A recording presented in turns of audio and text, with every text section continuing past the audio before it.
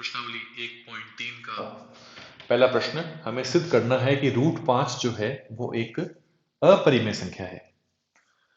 तो सबसे पहले तो हम अपरिमेय संख्या की परिभाषा थोड़ा समझ लेते हैं। जैसे 1/4 है, ये इसका जो है वो ये भिन्न के रूप में है। अगर हम 1 में 4 का भाग लगाएंगे और पॉइंट में कन्वर्ट करेंगे तो ये 0.25 आएगा। ये इसका दशमलव रूप है। ठीक है। अगर आप किसी भी नंबर को डिवाइड करते हैं, जैसे 2/3 है, इसको आप डिवाइड करेंगे तो 0.6666 ऐसे आ जाएगा, जिसको कि अपने 0.6 बार भी लिख सकते हैं। तो मूल रूप से मैं ये कह सकता हूं कि जब भी किसी भिन्न को आप दशमलव रूप में या परिमेय संख्या को दशमलव रूप में चेंज करेंगे तो आपको दो तरह के नंबर मिल सकते हैं। या तो वो नंबर ऐसा होगा जो एक निश्चित पॉइंट के बाद में, निश्चित स्थान के बाद में भाग खत्म हो जाएगा, या फिर वो जो नंबर है वो इस प्रकार का होगा कि उसके अंदर पॉइंट के बाद में जो अंक है वो चलते जाएंगे। ठीक है। तो इस प्रकार इनके अलावा एक संख्या हम लिख सकते हैं जिसमें कि न तो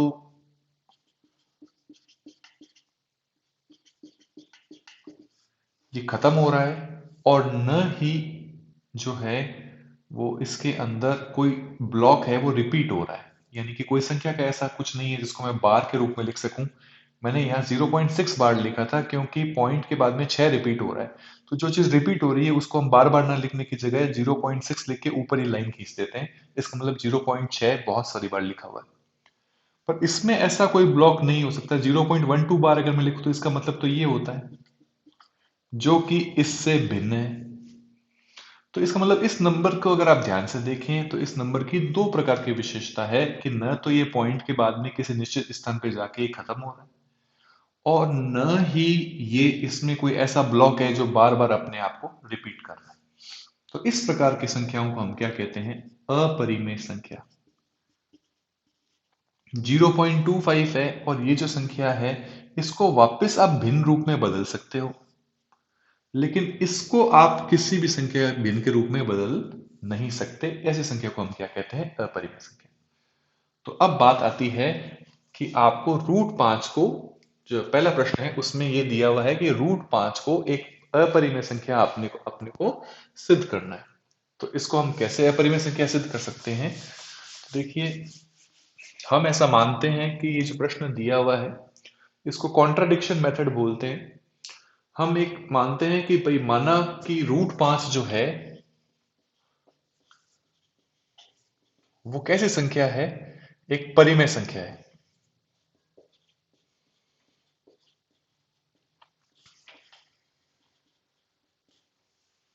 मैंने मेरे मन से माना और आगे जाके मैं इसको साबित करूंगा कि जो हमने माना था वो गलत है। तो इस प्रकार से √5 कैसे हो जाएगा अपरिमेय संख्या? तो पहला स्टेप, मैंने माना √5 कैसी संख्या है? एक परिमेय संख्या है। √5 चूंकि परिमेय संख्या है तो मैं इसे a/b के रूप में व्यक्त कर सकता हूं।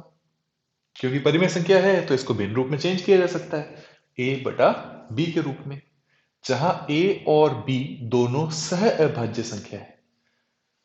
तो इसका मतलब अगर मैं b को यहां करूं गुणा में तो a बराबर कितना आ जाएगा? √5b। इसका मतलब a स्क्वायर कितना आ जाएगा? 5b square. ठीक है। तो a स्क्वायर बराबर 5b स्क्वायर आ गया। तो इसका मतलब a स्क्वायर जो है वो विभाज्य है किससे? 5 से। तो इसका मतलब a विभाज्य है 5 से। तो अगर a 5 से विभाज्य है तो मैं a को 5m के बराबर मानता हूं, और यहां मैं इस स्टेप में a की जगह 5m लिख देता हूं। इस स्टेप में ये कितना आ जाएगा? 25m स्क्वायर बराबर 5b स्क्वायर। 5 का भाग 25 में लगाएंगे कितना आ जाएगा? 5। तो 5m स्क्वायर बराबर b स्क्वायर। तो इसका मतलब b स्क्वायर भी 5 से विभाज्य है, इसका मतलब b भी 5 से विभाज्य है। शुरुआत में हमने क्या माना था कि a और b दोनों सह अभाज्य संख्या है, लेकिन इसको और इसको देख के तो लगता है कि a और b दोनों में 5 का भाग जा रहा है। इसका मतलब जो हमने शुरुआत में जो संकल्पना मानी थी वो गलत थी। √5 एक परिमेय संख्या तो नहीं है। √5 अगर परिमेय संख्या नहीं है तो इसका मतलब वो कैसी संख्या है? एक अपरिमेय संख्या है।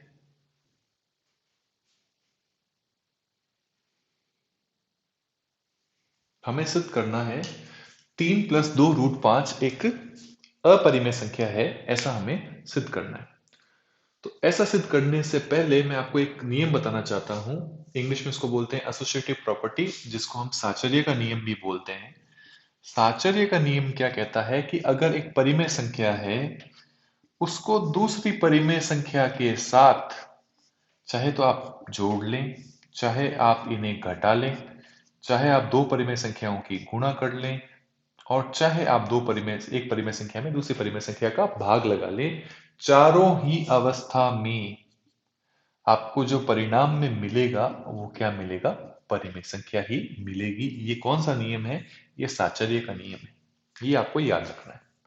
इसका प्रयोग मैं इस प्रश्न को आपको बताने के लिए, समझाने के लिए मैं करूंगा। अब साचर्य का नियम जब हमने सीख लिया है, तो बात आती है कि हमें सिद्ध करना है कि 3 प्लस 2 √5 एक अपरिमेय संख्या है। तो 3 प्लस 2 √5 एक अपरिमेय संख्या है। इसको सिद्ध करने के लिए भी हम वही विधि काम में लेंगे जो हमने पहले प्रश्न में ली थी, कि हम इसको माना कि 3 प्लस 2 √5 एक परिमेय संख्या है, जिसको कि a/b रूप में अभिव्यक्त किया जा सकता है। तो जब मैंने इसको 3 प्लस 2 √5 को के रूप में अभिव्यक्त किया, सॉरी a/b के रूप में अभिव्यक्त किया, तो हमने इसको माना कि ये परिमेय संख्या है और इस रूप में इसको व्यक्त किया जा सकता है। तो 3 प्लस 2 √5 जब a/b के बराबर है, आपको समीकरण वाले पार्ट में सिखाया हुआ है कि जो चीज प्लस में होती है वो किस में जाएगी? माइनस में। अब बात आती है, और जो चीज चलो ये स्टेप पहले कर लेते हैं। 2 √5 जो है वो किसके बराबर आया? a/b-3 के। ये एक परिमेय संख्या है, ये एक परिमेय संख्या है, तो इसका मतलब a/b-3। इस कोष्टक में मैंने जो कुछ भी लिखा हुआ है वो कैसी संख्या है? परिमेय संख्या है। ये साचर्य का नियम कहता है a/b परिमेय है, 3 परिमेय है, परिमेय से परिमेय घटाएंगे तो क्या आएगा? परिमेय संख्या ही आएगी। और 2 जो है वो गुणा में है, वो किस में आ जाएगा? भाग में। तो मैं इसको भाग में, कोष्टक के बारे में हमने पहले ही चर्चा कर ली, ये एक परिमेय संख्या है। 2 के बारे में हमने चर्चा कर ली, 2 भी एक परिमेय संख्या है। तो इसका मतलब निष्कर्ष हम क्या निकाल सकते हैं कि परिमेय संख्या में परिमेय संख्या का भाग लगाएंगे तो यहां पर जो भी आएगा वो एक परिमेय संख्या आएगी। लेकिन √5 जो है वह एक परिमेय संख्या नहीं है। तो जब ये परिमेय संख्या नहीं है और इधर वाला परिमेय है, तो एक अपरिमेय संख्या परिमेय संख्या के बराबर कैसे हो सकती है?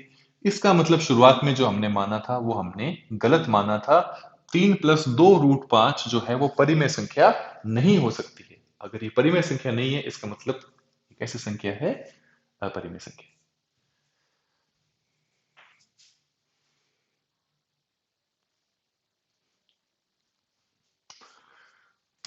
वैसा ही प्रश्न है, 1/√2 तो दिया हुआ है और इसे हमें क्या सिद्ध करना है? अपरिमेय सिद्ध करना है। अपरिमेय सिद्ध करने के लिए पहला स्टेप वही रहेगा, हम माना कि यह एक कैसी संख्या है? परिमेय संख्या है।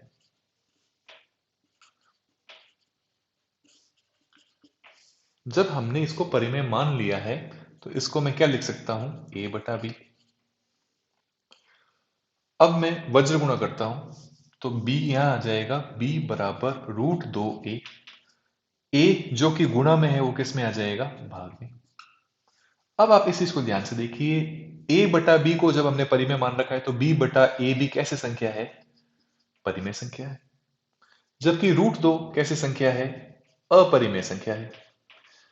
तो एक अपरिमेय संख्या एक परिमेय संख्या के बराबर कैसे हो सकती है? तो इसका मतलब ये हुआ कि शुरुआत में जो हमने माना था उसमें कुछ कुछ गड़बड़ है, ये बात सही नहीं है। ये बात सही नहीं है। 1/√2 एक परिमेय संख्या नहीं है, तो फिर कैसी संख्या है? अपरिमेय संख्या है। अतः सिद्ध हुआ।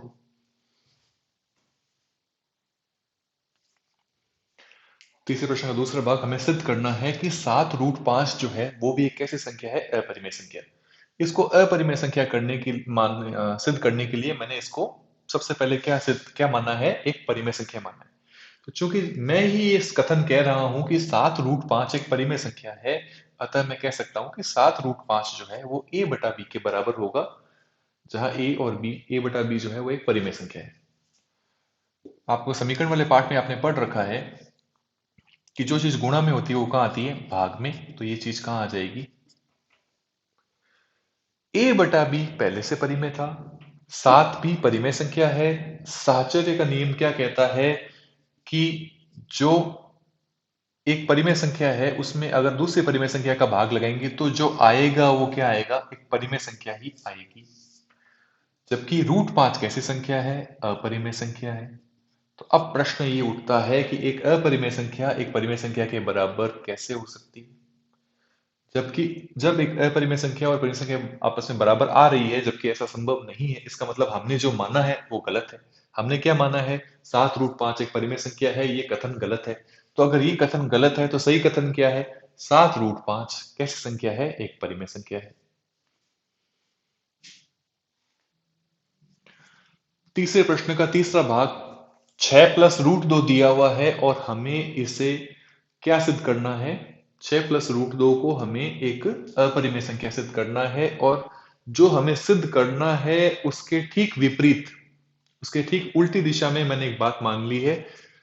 क्या चीज मान लिया है मैंने, कि 6 प्लस √2 एक कैसी संख्या है, एक परिमेय संख्या है। चूंकि ये परिमेय संख्या है, इसका मतलब इसको a बटा b रूप में लिखा जा सकता है, जहां a और a बटा b अपने आप में एक परिमेय संख्या है। √2 जो चीज प्लस में होती है वो किस में आती है, माइनस में। अब ध्यान दीजिए, ये एक परिमेय संख्या है, शुरुआत में हमने यही माना है। 6 एक परिमेय संख्या है और साहचर्य का नियम कहता है कि एक परिमेय संख्या में से एक परिमेय संख्या घटाएंगे तो जो आएगा वो परिमेय संख्या आएगी। तो इसका मतलब इनको माइनस करने पर जो भी आएगा वो एक कैसी संख्या आएगी, परिमेय संख्या। जबकि √2 जो है वो कैसी संख्या है, अपरिमेय संख्या है। तो अब सवाल ये उठता है कि एक परिमेय संख्या जो है वो एक अपरिमेय संख्या के बराबर कैसे हो सकती है। इसका मतलब जो अगर ऐसा कुछ आ रहा है तो इसका मतलब ये कथन तो क्या है, अपने आप में गलत है। इसका मतलब हमने जो माना था वो गलत है। हमने क्या माना था कि 6 प्लस √2 एक परिमेय संख्या है और ये कथन गलत है। तो फिर सही कथन क्या है, 6 प्लस √2 एक परिमेय संख्या है, इति सिद्धम।